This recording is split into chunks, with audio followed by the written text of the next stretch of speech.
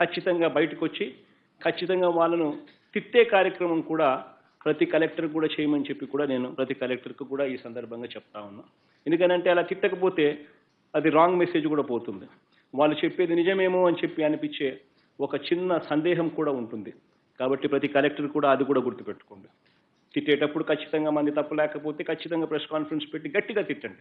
Collectors మీకు అందరికి ఒకే మాట చెప్తున్నా, హిస్టారికల్ టైం, మీ లైఫ్ టైంలో కలెక్టర్స్ అనేది మీ జీవితంలో మర్చిపోలేనటువంటి క్యారియర్. ఆ విషయం మీరు గుర్తుపెట్టుకోవాలి. ఈ తర్వాత మీరు ఇంకో పొజిషన్ పోతారు కానీ ఏం చేశారనే దానిపైన మీకు జీవితాంతం గుర్తుంటుంది.